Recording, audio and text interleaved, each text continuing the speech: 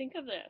It's 6 o'clock at night, you just finished work, and you just picked up your son from soccer practice or daycare or whatever, and you're both hungry, and you know your husband's hungry at home. So what do? Do you go by the local taco shop and pick up a carne asada burrito and some tacos? Well, sure, that sounds good, but we all know that that is not the healthiest choice. So what I am here to talk to you about is to try to get everyone to cook at home and to cook healthier dishes at home. This is Speech 103. I'm Jennifer Adler, and I am here to persuade you to cook more at home. Now, cooking at home is important not only because it's healthier, but it's also better for the environment. It's less expensive than eating out every month or every night, excuse me, and it's fun. It's good for your kids to learn how to cook at home. Now, my first main point is the healthy one, but don't take it from me. Johns Hopkins did a study in 2012 about people who cook at home. And what the study said was that they consume about a third fewer calories than people who eat out in a restaurant.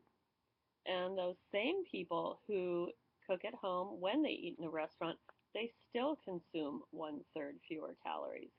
Now, I'm going to go out on a limb here, and I'm going to say that this is probably because they're used to eating smaller portion sizes. So when they eat in a restaurant, they have a big bag of leftovers to take home. And what's better than that? You have lunch for tomorrow. Now, not only is it healthier to cook at home because of this, but it's when you cook at home, you also tend to use less sodium and less fat. You'll probably be using more fiber because you're going to include more vegetables in your diet. And you also have control over your ingredients. Think about it. If you're a chef in a restaurant and you have something like, let's take a piece of fish that's probably going to go bad tomorrow, are you going to use it that night? Of course you are, because a restaurant is a business. And so you're going to use that piece of fish. If you're at home and you have a piece of fish that maybe smells okay, but maybe not so okay, are you going to use it? No way. At least I hope you're not. You're going to throw that piece of fish away and cook something else. Get some frozen chicken out of the freezer and use that instead. Now, along the lines of fish, I actually ran into a study in the New York Times that was done by the group Oceana that looked at wild salmon and how all that wild salmon, when you order it in a restaurant, it may not be so wild. The study showed that 2/3 of the salmon that is sold in restaurants as wild is actually not wild. It's farmed. So the restaurants may be lying to you. So you want to be careful of that. And also, when you cook salmon at home, when you get it from the grocery store, there's still a 20% chance that that salmon was mislabeled and is actually farmed. So you might want to start going to a fish market or a fishmonger to get your salmon. Just a little side note I thought was interesting. Now, my second main point is that when you cook at home, it's a lot better for the environment. Think about the environmental footprint of when you eat in a restaurant. All those trucks bringing food from wherever they bring it from to the restaurant, all those people rushing around burning gas, trying to get to work to serve you, all those accountants, all those people in the chain higher up, they're also burning gas. So it's a lot harder on the environment when you eat out. The same goes for when you buy things that are processed from the grocery store. All those packaged, frozen, freeze-dried, canned things. Think about how much carbon and things in the environment go into machining those packages and cooking those raviolis in the can so that you can bring them home.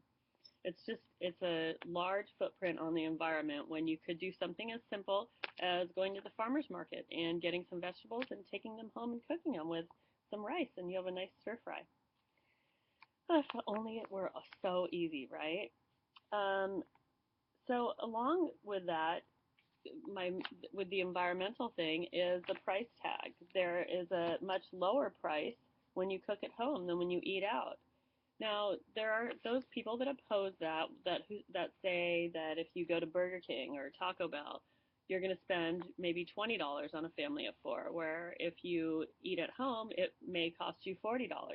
And sometimes that's true, but if you think about it, the only way that the only way you really get more for your money with fast food is in the calorie count, because you're getting so many calories in that fast food. I mean, you might eat 3,000 calories in one burger and fries, when at home, if you make that burger and fries, hopefully it's going to be a lot better for you. Maybe you use turkey, maybe not. If so, it's okay.